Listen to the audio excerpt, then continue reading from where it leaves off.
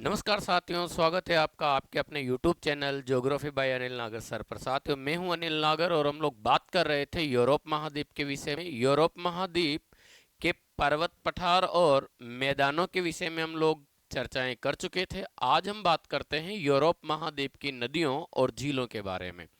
तो बात की जाती है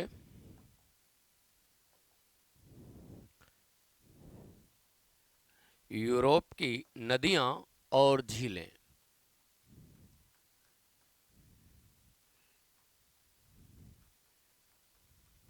नदियां व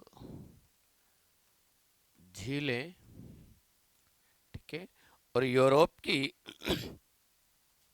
नदियों में अगर बात करते हैं तो सबसे पहले हमारे सामने एक नदी निकल कर आती है। नदी का नाम है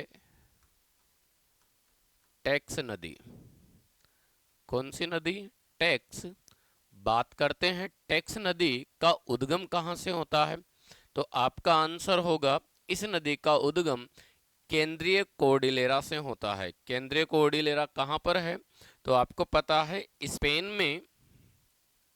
किसमें? स्पेन में हम लोगों ने एक पठार देखा था। इसी पठार को साथियों किसके नाम से जाना जाता है? तो आपका आंसर होगा सेंट्रल मसेटा का पठार। क्या कहा जाता है इस पठार को? सेंट्रल मसेठा के नाम से जानते हैं। और इस सेंट्रल मसेठा को एक पर्वत है,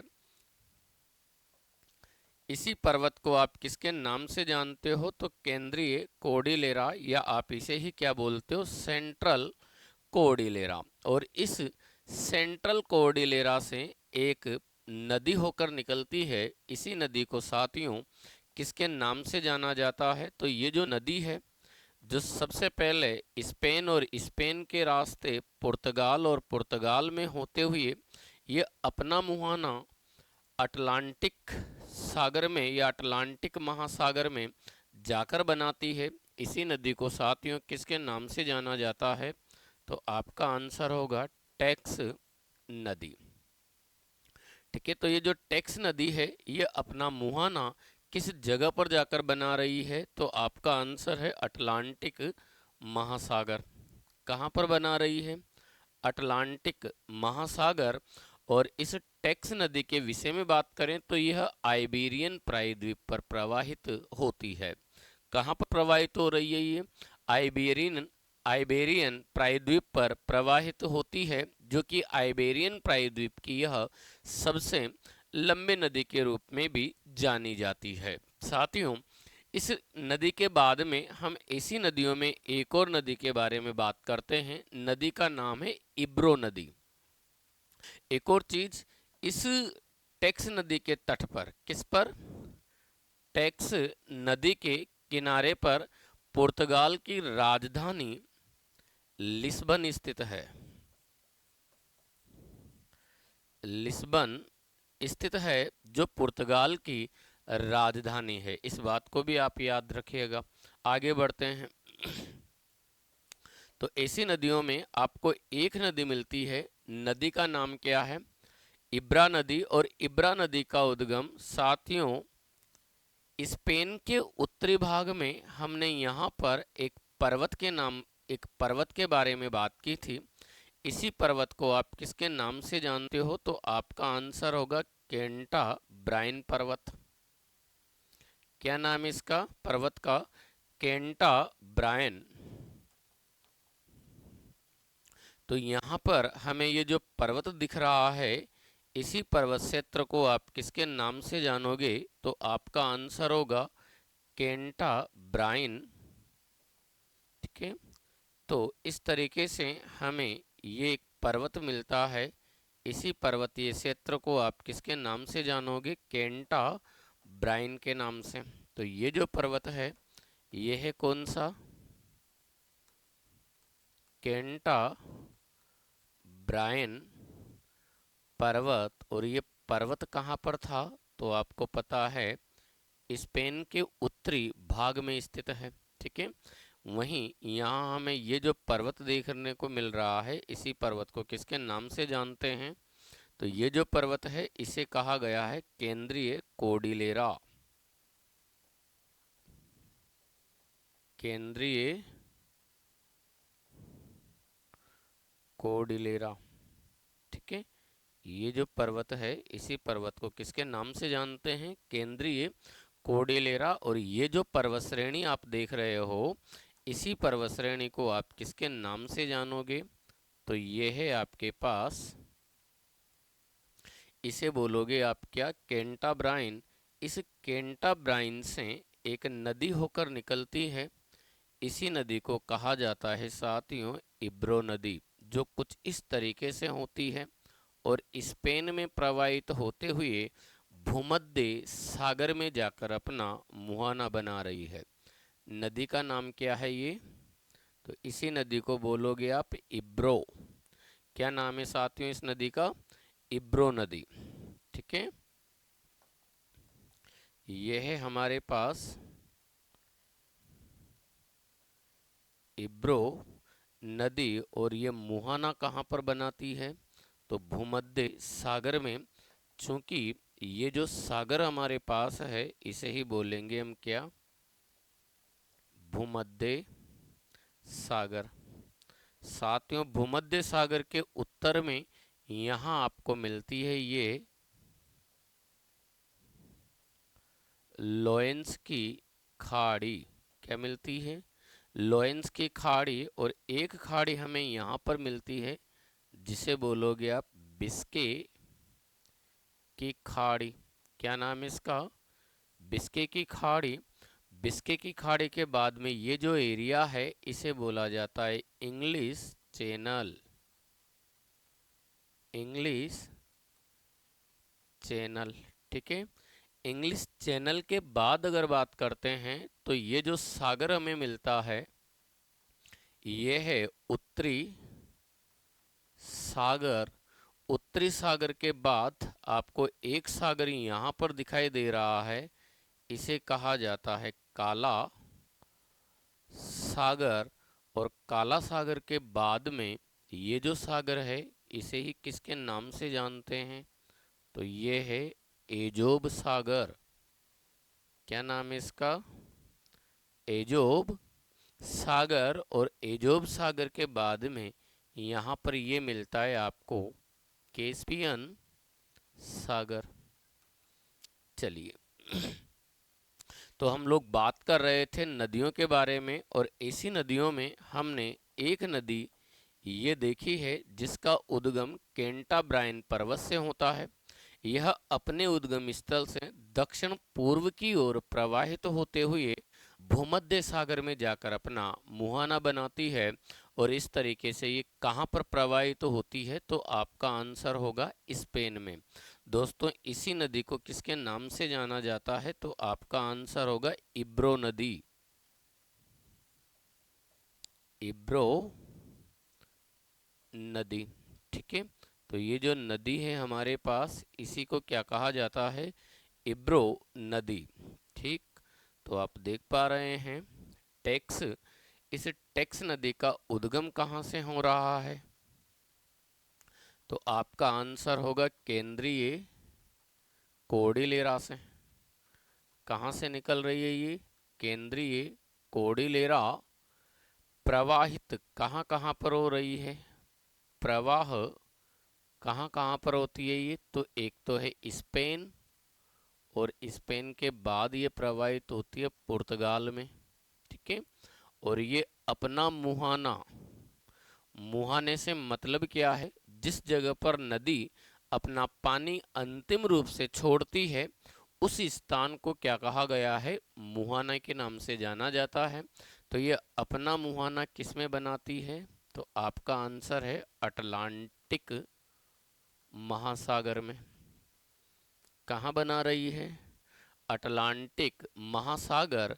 वहीं इस नदी की और विशेषताओं के विषय में बात करें तो एक तो आपको पता है यह आइबेरियन आइबेरियन प्रायद्वीप, आइबेरियन प्रायद्वीप की सबसे लंबी नदी है। सबसे लंबी नदी है। ठीक है, और इस पर पुर्तगाल की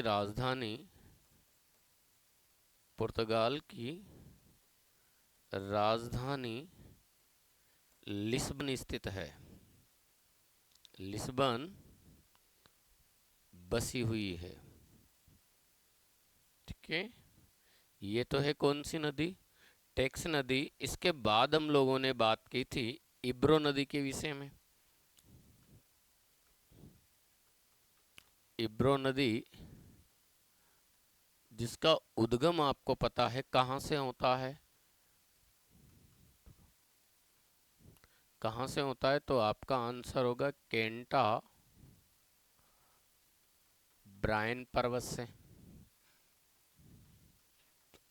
अच्छा, ये प्रवाहित कहाँ पर होती है? प्रवाह क्षेत्र कहाँ पर है इसका? केवल स्पेन। और ये मुहाना कहाँ पर बनाती है? तो भूमध्य सागर। भूमध्य सागर। आगे बढ़ते हैं। ऐसी नदियों में साथियों आपको एक और नदी देखने को मिलने वाली है। हम लोगों ने स्पेन और फ्रांस के मध्य में यहाँ पर ये एक पर्वत के विषय में बात की थी। इसी पर्वत श्रेणी को आप किसके नाम से जानते हो? तो ये जो पर्वत है इसी पर्वत को बोलोगे साथियों क्या? तो आपका आंसर होगा पिरेनीज पर्वत। क्या नाम है इस पर्वत का? पिरेनीज पर्वत श्रेणी। और ये जो पिरेनीज पर्वत श्रेणी है इसके विषय में बात करते हैं तो यह पर्वत स्पेन और फ्रांस की सीमा पर स्थित है। कहाँ पर स्थित है ये? स्पेन और फ्रांस की सीमा पर स्थित है। दोस्तों, यहाँ से ये एक नदी होकर निकलती है। इसी नदी को कहा जाता है गारोन नदी। क्या कहा जाता है? गारोन। और गारोन अपना मुहाना किसमें जाकर बनाती है? तो आपका आंसर हो जाएगा बिस्के की खाड़ी में, जिसका उद्गम तो आप देख पा रहे हैं कहाँ से हो रहा है। तो ये जो पर्वत है हमारे सामने, इसी पर्वत को तो आप किसके नाम से जानते हो? पिरेनीज पर्वत। और ये जो प्रवाहित तो हो रही है ये कौन सा देश है साहब? स्पेन। और मुहाना किस में बनाती है? बिस्के की खाड़ी में। नदी का नाम क्या है इसका? गारोन। गारोन नदी। ठीक है, तो ये है हमारे पास गारोन नदी। आगे बढ़ते हैं। ऐसी नदियों में साथियों हमने एक और नदी के बारे में बात की है, जिसके बारे में अगर बात करते हैं तो ये मानकर चलेंगे यहाँ पर हमने ये फ्रांस में एक पठार देखा था। इसी पठार को साथियों किसके नाम से जाना जाता है? तो आपका आंसर है सेंट्रल मोसिफ। क्या कहा गया इसे? सेंट्रल मोसिफ से होता है। ये जो पठार है इसी पठार को आप क्या बोलोगे? सेंट्रल मोसिफ। ठीक है, और इस सेंट्रल मोसिफ से एक नदी होकर निकलती है। ये जो नदी दोस्तों यहाँ पर चल रही है इसी नदी को क्या कहा गया है? लोआर नदी, जो फ्रांस की सबसे लंबी नदी है। ठीक है, लोआर के विषय में बात करें तो लोआर फ्रांस की सबसे लंबी नदी है, जिसका उद्गम सेंट्रल मसेटा से होता है। सॉरी, सेंट्रल मोसिफ से होता है। किस पठार से होता है? सेंट्रल मोसिफ के पठार से होता है। फ्रांस में प्रवाहित तो होती है और बिस्के की खाड़ी में जाकर अपना मुहाना बना देती है। नदी का नाम है लोआर। क्या नाम है इसका? लोआर नदी, जो फ्रांस की सबसे लंबी नदी है। ठीक है दोस्तों, यह फ्रांस की सबसे लंबी नदी है। नदी का नाम है लोआर। फ्रांस की सबसे लंबी नदी है। आगे चलते हैं। ऐसी नदियों में आपको एक और नदी मिलती है। नदी का नाम है सीन नदी। कौन सी? सीन। और सीन नदी के विषय में बात करें तो सीन नदी भी इसी सेंट्रल मोसिफ से निकलती है और यहाँ से यह भी उत्तर की ओर आगे बढ़ती है। तो ये जो पठारी भाग है, यहीं से ये नदी निकलती है। इसी नदी को साथियों आप किसके नाम से जानोगे? सीन, जो फ्रांस की सबसे प्रमुख नदी है और इंग्लिश चैनल में जाकर, किसमें? इंग्लिश चैनल में जाकर अपना मुहाना बनाती है। इसी नदी को दोस्तों किसके नाम से जाना जाता है? सीन। क्या नाम है इस नदी का? सीन नदी। आपको ज्ञात हो तो इसी सीन नदी पर फ्रांस की राजधानी पेरिस स्थित है। फ्रांस की राजधानी पेरिस स्थित है। ठीक है, ये तो है साहब कौन सी नदी? तो नाम है सिन नदी। उद्गम कहाँ से होता है? सेंट्रल मोसिफ से। और यहाँ से ये अपने उद्गम स्थल से उत्तर की ओर प्रवाहित होती है, जो इंग्लिश चैनल में जाकर अपना मुहाना बनाती है। फ्रांस की महत्वपूर्ण नदियों में से एक है। इसी नदी पर फ्रांस की राजधानी पेरिस स्थित है। तो फ्रांस की सबसे लंबी नदी लोआर नदी है। आगे बढ़ते हैं साथियों। इसी नदियों में हमें एक और नदी मिलती है। नदी का नाम है राइन नदी। कौन सी नदी? राइन। और यहाँ पर इस राइन नदी का जो उद्गम होता है दोस्तों, हमने इस तरीके से एक पर्वत के विषय में चर्चा की थी। इसी पर्वत को आप किसके नाम से जानते हो? तो आपका आंसर होगा आल्पस पर्वत। क्या नाम है इस पर्वत का? आल्पस पर्वत। ठीक है, तो ये जो पर्वत है इसे ही हम किसके नाम से जानते हैं? आल्पस पर्वत। और इस आल्पस पर्वत से साथियों एक नदी होकर निकलती है। ठीक है, जो कुछ इस तरीके से प्रवाहित हो रही है और स्विट्जरलैंड फ्रांस में होते हुए, कहाँ पर होते हुए? स्विट्जरलैंड व फ्रांस में होते हुए अपना मुहाना लॉरेंस की खाड़ी में आकर बनाती है। ठीक है, तो ये जो नदी है, इसी नदी को दोस्तों किसके नाम से जाना जाता है? रोन नदी। क्या कहा जाता है? रोन। रोन नदी का उद्गम आल्पस पर्वत से होता है। यह स्विट्जरलैंड, ये जो छोटा सा देश आप यहाँ पर ये देख रहे हो, इसी देश को कहा जाता है स्विट्जरलैंड। और यह नदी स्विट्जरलैंड से फ्रांस में होते हुए लॉरेंस की खाड़ी में जाकर अपना मुहाना बनाती है। नदी का नाम है दोस्तों क्या? रोन नदी। तो ये जो नदी है, इसी नदी को आप क्या बोलोगे? रोन। ठीक है, आगे बढ़ते हैं। ऐसी नदियों में दोस्तों आपको एक और नदी मिलती है। नदी का नाम है राइन नदी।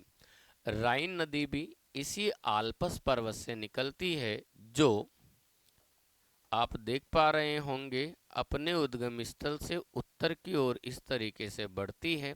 और फिर यहाँ पर आप देखो, यह जर्मनी और फ्रांस के मध्य में सीमा बनाते हुए जर्मनी में चली जाती है। जर्मनी के आगे बढ़कर ये नीदरलैंड में जाती है और नीदरलैंड में जाकर ये अपना मुहाना उत्तरी सागर में जाकर बनाती है। मुहाना बनाने से पहले यह डेल्टे का निर्माण करती है। किसका निर्माण करती है? डेल्टे का निर्माण करती है। और नीदरलैंड में इस राइन नदी के डेल्टे पर आपको एक बंदरगाह मिलता है। इसी बंदरगाह को किसके नाम से जाना जाता है? तो आपका आंसर होगा रोटर डम बंदरगाह। नाम क्या है इस बंदरगाह का? रोटर डम बंदरगाह, जो विश्व का सबसे व्यस्ततम बंदरगाह है। विश्व का सबसे व्यस्ततम बंदरगाह है। ठीक है, आगे बढ़ते हैं। इस राइन नदी के विषय में बात करते हैं तो राइन नदी, ध्यान रखना यहाँ पर आपको दोस्तों ये एक पर्वत मिलता है। इसी पर्वत को कहा जाता है ब्लैक फॉरेस्ट। क्या कहा जाता है? Black forest. और इधर फ्रांस में आपको एक पर्वत और मिलता है। इसी पर्वत को कहा जाता है ओस्जिस पर्वत। कौन सा पर्वत है ये? ओस्जिस पर्वत। इधर तो आपको मिल रहा है ये ब्लैक फॉरेस्ट और इधर मिलता है ओस्जिस। और इस तरीके से ये राइन नदी ओस्जिस और ब्लैक फॉरेस्ट पर्वतों के मध्य में इन दोनों पर्वतों की जो भ्रंश घाटी है उसमें प्रवाहित होती है। अर्थात यह नदी ओस्जिस व ब्लैक फॉरेस्ट पर्वतों की भ्रंश घाटी में प्रवाहित होती है। साथ में यह फ्रांस और जर्मनी की सीमा बनाती है। यह नीदरलैंड में होते हुए उत्तरी सागर में मुहाना बनाती है और मुहाना बनाने से पहले डेल्टे का निर्माण करती है। तो इनके डेल्टे पर राइन नदी के मुहाने पर रोटरडम बंदरगाह स्थित है, जो विश्व का सबसे व्यस्ततम बंदरगाह है। ठीक है, राइन जो यूरोप महाद्वीप की महत्वपूर्ण नदियों में से एक है। साथियों, इस राइन नदी को नहरों के द्वारा रोन नदी से जोड़ा गया है। किससे जोड़ा गया है? अगर हम इस राइन नदी के बारे में बात करते हैं तो इस राइन नदी को नहरों के द्वारा, किसके द्वारा? नहरों के द्वारा ये इस तरीके से रोन नदी से जोड़ा गया है। अब जैसे ये दोनों नदियां जुड़ी तो यहाँ पर आपके सामने ये एक जलमार्ग विकसित हो जाता है और इसी जलमार्ग को कहा जाता है राइन रोन जलमार्ग। क्या कहा जाता है?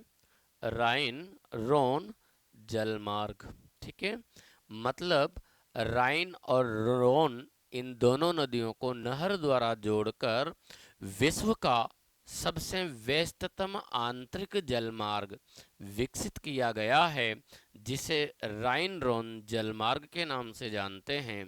राइन रोन जलमार्ग भूमध्य सागर को उत्तरी सागर से जोड़ता है। अर्थात यह जलमार्ग यूरोप महाद्वीप के उत्तरी तट को यूरोप महाद्वीप के दक्षिणी तट से जोड़ रहा है। साथियों, इस नदी की एक और बेहद महत्वपूर्ण सहायक नदी है। इसी नदी को आप किसके नाम से जानोगे? तो आपका आंसर होगा रूर नदी।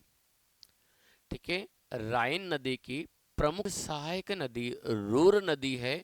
और रूर नदी विश्व में कोयले के भंडारों के लिए प्रसिद्ध है। रूर घाटी विश्व में बिटुमिनस कोयले के भंडार के लिए प्रसिद्ध है। और यहाँ से प्राप्त कोयले को इसी राइन नदी के द्वारा एक्सपोर्ट किया जाता है, निर्यात किया जाता है। सो राइन नदी में सर्वाधिक निर्यात या राइन नदी से सर्वाधिक व्यापार कोयले का किया जाता है। इसीलिए राइन नदी को कोयला नदी या काली नदी भी कहा जाता है। ठीक है, यह है राइन नदी। नाम क्या है साथियों इसका? तो आपका आंसर हो जाएगा राइन नदी, जो यूरोप महाद्वीप की महत्वपूर्ण नदियों में से एक है। ऐसी नदियों में आपको एक और नदी मिलती है। नदी का नाम है पो नदी। पो नदी जिसका उद्गम भी इसी आल्पस पर्वत से होता है।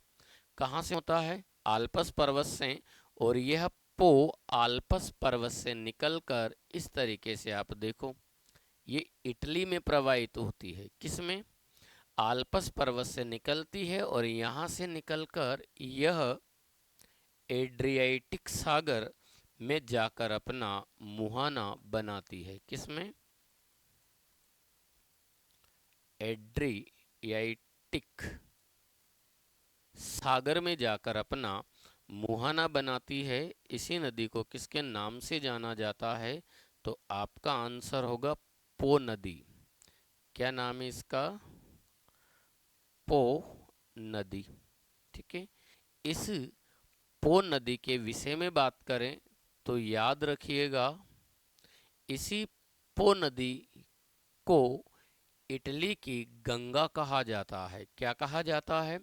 इटली की गंगा कहा जाता है। तो इसी पो नदी द्वारा निर्मित जो मैदान है, इसी मैदान को साथियों लंबोर्डी का मैदान कहा जाता है।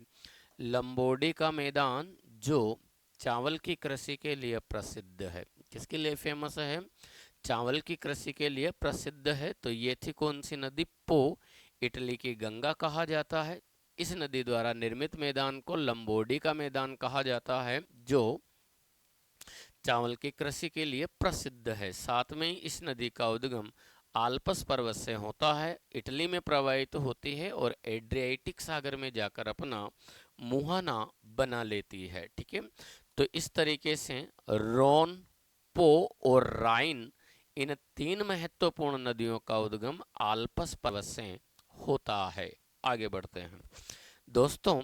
ऐसी नदियों में आपको एक और नदी मिलती है। यहाँ इटली में, किसमें? इटली में आपको एक पर्वत हमने पढ़ा था। इसी पर्वत को कहा जाता है एपी9। क्या कहा जाता है इस पर्वत को? एपी9 पर्वत। और इस एपी9 पर्वत से एक नदी होकर निकलती है। इसी नदी को दोस्तों किसके नाम से जाना गया है? तो आपका आंसर हो जाता है, इसे ही कहा गया है टिबेर। क्या कहा गया है? टिबेर नदी, जो इटली में प्रवाहित होती है। यह है क्या? टिबेर नदी। इसी नदी के तट पर विश्व का सबसे छोटा देश वेटिकन सिटी बसी हुई है। तो इटली की राजधानी रोम भी इसी नदी पर बसा हुआ है। ठीक है। तो एक तो कौन सा शहर है इस पर? Vatican city. और एक कौन सा है इस नदी पर? एक तो बसा हुआ है कौन सा देश? तो आपका आंसर होगा वेटिकन सिटी। क्या नाम है? वेटिकन सिटी, जो विश्व का सबसे छोटा देश है। और इटली की राजधानी, इटली की राजधानी रोम स्थित है। ठीक है। यह है कौन सी? टिबेर नदी। ऐसी नदियों में साथियों आपको एक और नदी मिलने वाली है। नदी का नाम है डेन्यूब नदी। डेन्यूब जो यूरोप महाद्वीप की दूसरी सबसे लंबी नदी है। और डेन्यूब विश्व में सबसे ज्यादा देशों में प्रवाहित होती है। कितने देशों में प्रवाहित होती है? 10 देशों में। उद्गम कहाँ से होता है डेन्यूब नदी का? तो आपको ये जो पर्वत दिखाई दे रहा है यहाँ पर, ब्लैक फॉरेस्ट, और इधर था ये ओजिस पर्वत। ठीक है। तो इस ब्लैक फॉरेस्ट पर्वत जर्मनी से, कहाँ से? ब्लैक फॉरेस्ट पर्वत जर्मनी से ये नदी निकल रही है। इसी नदी को कहा जाता है डेन्यूब। ठीक है। पर्वत का नाम तो क्या है इसका? Black forest. तो ये जो पर्वत है, इसी पर्वत को क्या कहा जाता है? Black forest. और यहाँ से ये नदी निकली है, इसी नदी को कहा जाता है डेन्यूब, जो सबसे पहले तो आप देख पा रहे होंगे जर्मनी में प्रवाहित होती है। किसमें? जर्मनी। जर्मनी से ये आगे बढ़ती है तो ये ऑस्ट्रिया में आ जाती है। कहाँ पर? ये जो देश है ये है ऑस्ट्रिया, और ऑस्ट्रिया से जब ये आगे बढ़ी तो स्लोवाकिया, ये जो देश आपको दिख रहा है इसे कहा जाता है स्लोवाकिया। और स्लोवाकिया के दक्षिण में ये जो देश है ये है हंगरी। तो आप देख पा रहे हैं जर्मनी, जर्मनी से ऑस्ट्रिया, ऑस्ट्रिया से स्लोवाकिया और हंगरी की सीमा बनाती है। और हंगरी को फिर दो भागों में विभाजित करती है, और इसके बाद में क्रोएशिया, कौन सा? क्रोएशिया, और क्रोएशिया, क्रोएशिया के बाद में बुल्गारिया, बुल्गारिया, और बुल्गारिया से रोमानिया में होते हुए इस तरीके से ये अपना मुहाना काला सागर में बनाती है। किस में बनाती है? काला सागर में बनाती है। और इस तरीके से यह विश्व में सबसे ज़्यादा देशों में प्रवाहित होती है। इसी नदी को दोस्तों किसके नाम से जाना गया है? तो ये है डेन्यूब नदी, जो यूरोप महाद्वीप की दूसरी सबसे लंबी नदी है। ठीक है, विश्व में सबसे ज्यादा देशों से प्रवाहित होती है। और लगभग ये कितने देशों से प्रवाहित होती है? 10 देशों से। आगे बढ़ते हैं। ऐसी नदियों में दोस्तों आपको एक और नदी मिलती है, एल्ब नदी। और इस एल्ब नदी के बारे में बात करें तो एल्ब नदी का उद्गम चेक गणराज्य, कौन सा राज्य? चेक गणराज्य में ये जो पर्वतीय क्षेत्र है यहाँ से एक नदी होकर निकलती है। इसी नदी को कहा जाता है एल्ब। जो सबसे पहले तो चेक गणराज्य, चेक गणराज्य से ये फ्रांस, और फ्रांस के रास्ते फिर ये उत्तरी सागर में जाकर मुहाना बना रही है। इसी नदी को कहा गया है एल्ब नदी। चेक गणराज्य और फ्रांस में प्रवाहित होती है। नदी का नाम क्या है इसका दोस्तों? एल्ब। ठीक है, आगे बढ़ते हैं। ऐसी नदियों में आपको एक और नदी मिलती है, नदी का नाम है ओडर नदी। ओडर भी चेक गणराज्य के पर्वतीय क्षेत्र से निकलती है। और यह यहाँ से देखो आप, पोलैंड, ये जो देश है इसे कहा गया है पोलैंड। पोलैंड से फिर ये पोलैंड और जर्मनी की सीमा बनाती है। क्या बनाती है? पोलैंड और जर्मनी की सीमा का निर्धारण करते हुए यह बाल्टिक सागर में मुहाना बना रही है। ये जो सागर था इसे ही कहा गया है क्या? बाल्टिक सागर। ठीक है, तो ये जो नदी है इस नदी को किसके नाम से जाना जाता है? ओडर नदी के नाम से। ठीक है, तो ये जो नदी है हमारे पास इसी को आप क्या बोलोगे? ओडर नदी। और यह नदी फ्रांस और पोलैंड की सीमा बनाती है। चेक गणराज्य के पर्वतीय क्षेत्र से निकलती है। चेक गणराज्य पोलैंड और जर्मनी में प्रवाहित होती है और बाल्टिक सागर में जाकर मुहाना बनाती है। तो जर्मनी और पोलैंड की प्राकृतिक रूप से सीमा बनाती है। ऐसी नदियों में साथियों आपको एक और नदी मिलती है जो चेक गणराज्य के पर्वतीय क्षेत्र से निकलती है और पोलैंड में प्रवाहित होते हुए यह बाल्टिक सागर में मुहाना बना रही है। साथियों, यह नदी पोलैंड की सबसे लंबी नदी है। और इसी नदी को किसके नाम से जाना जाता है? तो आपका आंसर होगा विस्तुल्ला नदी।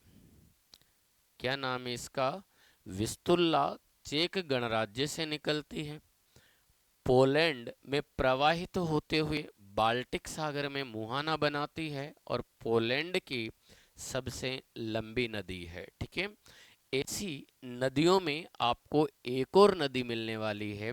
नदी का नाम है निपेर नदी।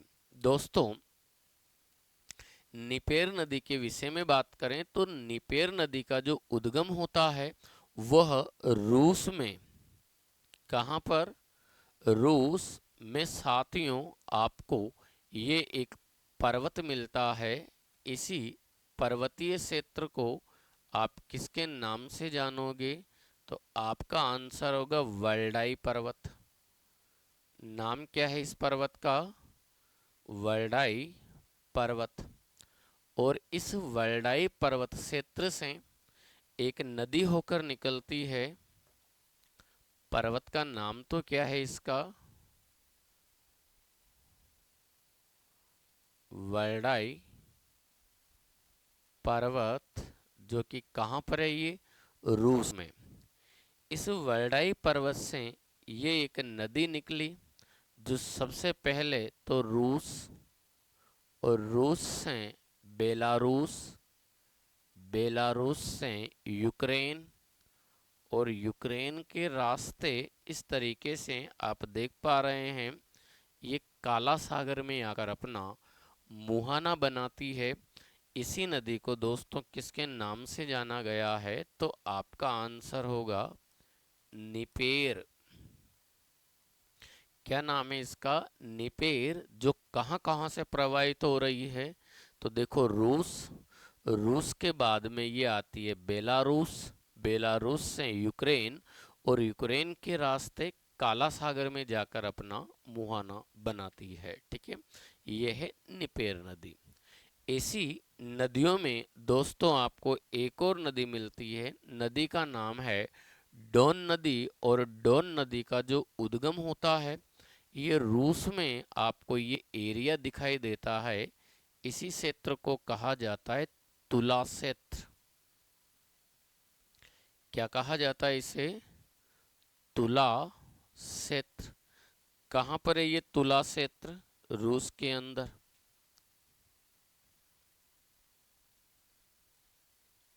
तुला क्षेत्र जो कहाँ पर है ये? रूस। और इस तुला क्षेत्र रूस से ये नदी निकल रही है। इसी नदी को कहा गया है डोन नदी। रूस में प्रवाहित होते हुए यह एजोब सागर में, किसमें? एजोब सागर में जाकर अपना मुहाना बनाती है। इसी नदी को दोस्तों किसके नाम से जानते हैं? डोन नदी के नाम से। और जैसा कि आप देख पा रहे हैं डोन नदी का उद्गम रूस में स्थित तुला क्षेत्र से होता है। ये रूस में प्रवाहित होते हुए अपना मुहाना एजोब सागर में जाकर बनाती है। ठीक है, आगे बढ़ते हैं। ऐसी नदियों में आपको एक और नदी मिलती है। नदी का नाम है ओल्गा नदी। कौन सी नदी? ओल्गा। और जैसा कि आप देख पा रहे हैं ओल्गा नदी भी इसी वल्डाई पर्वत रूस से निकलती है और यहाँ से ये कुछ इस तरीके से चल रही है। तो ये जो नदी है इसी नदी को दोस्तों आप किसके नाम से जानते हो? तो आपका आंसर होगा ओल्गा। और रूस में प्रवाहित होते हुए कैस्पियन सागर में आकर अपना मुहाना बनाती है। यह है ओल्गा नदी, जो रूस की ही नहीं अपितु यूरोप महाद्वीप की भी सबसे लंबी नदी है। ये जो नदी है इसी नदी को आप किसके नाम से जानोगे? तो ये है आपके पास ओल्गा नदी। ठीक है, जो यूरोप की सबसे लंबी नदी है।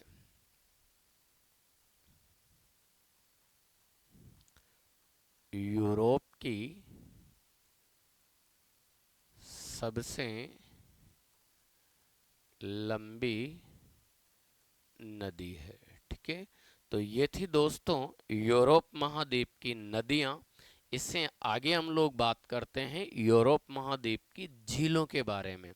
तो यूरोप महाद्वीप की झीलों के विषय में अगर चर्चा करें तो यहाँ पर आपको जो प्रमुख झीलें मिलने वाली है तो आप देखेंगे यूरोप की झीलें, और ऐसी झीलों में साथियों हमें एक झील तो ये मिलती है।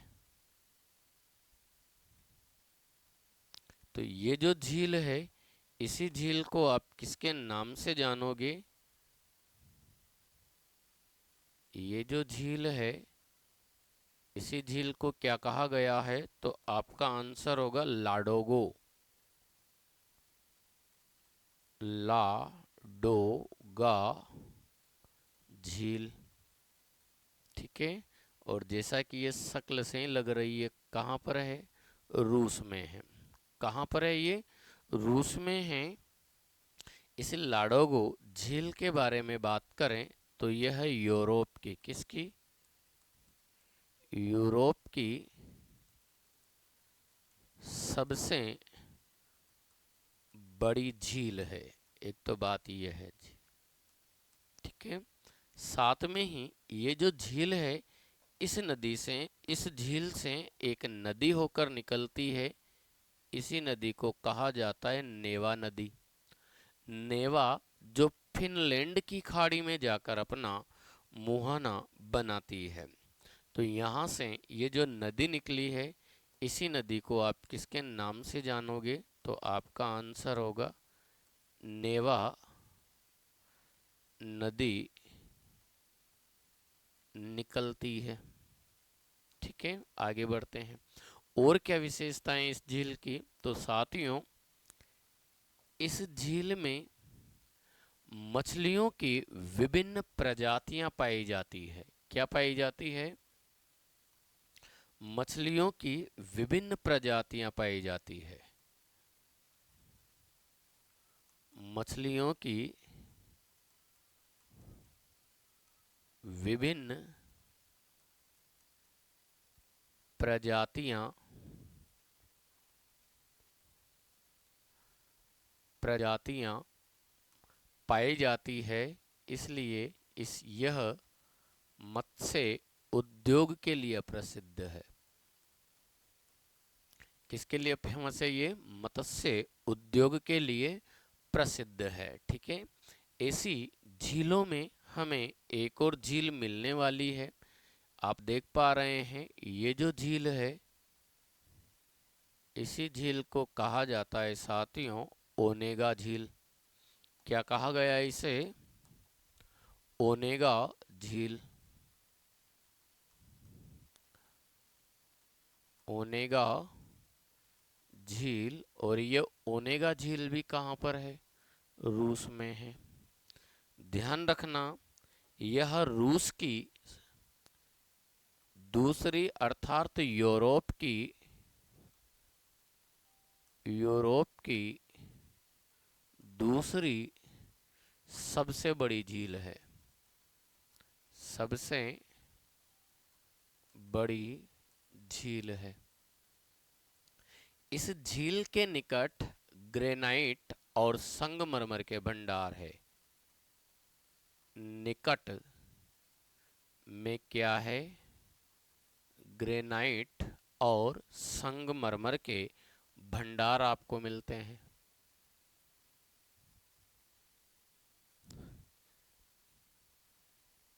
झील क्षेत्र के निकट। ठीक है। क्या मिलते हैं? ग्रेनाइट और संगमरमर के भंडार। ग्रेनाइट व संगमरमर के क्या हैं भाई? भंडार स्थित हैं। साथ में ही इस झील से भी ये एक नदी होकर निकलती है जो लाडोगा झील में जाकर गिरती है।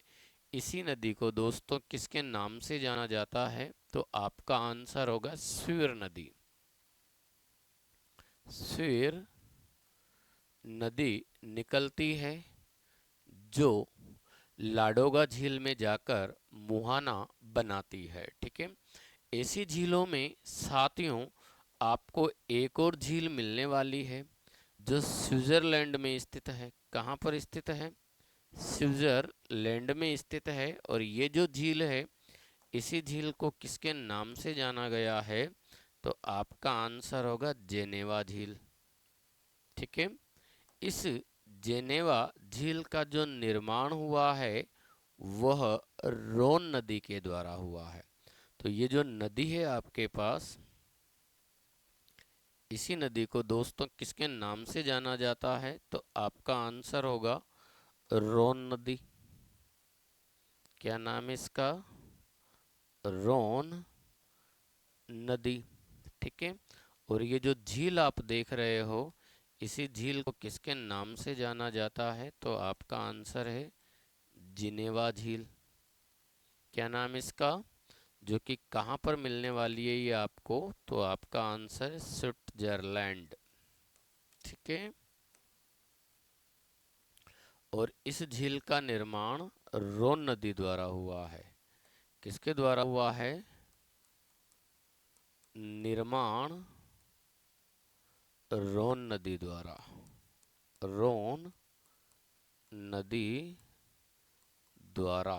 ठीक है, इसी झील के तट पर, इसी झील के तट पर ये स्विट्जरलैंड का प्रसिद्ध शहर जिनेवा शहर बसा हुआ है। कौन सा शहर है ये? जिनेवा शहर बसा हुआ है। ये था यूरोप, और ये थी यूरोप महाद्वीप की नदियां और यूरोप महाद्वीप की झीलें। साथियों, यहाँ तक हम यूरोप महाद्वीप को कंप्लीट कर चुके हैं। आज के लिए इतना ही।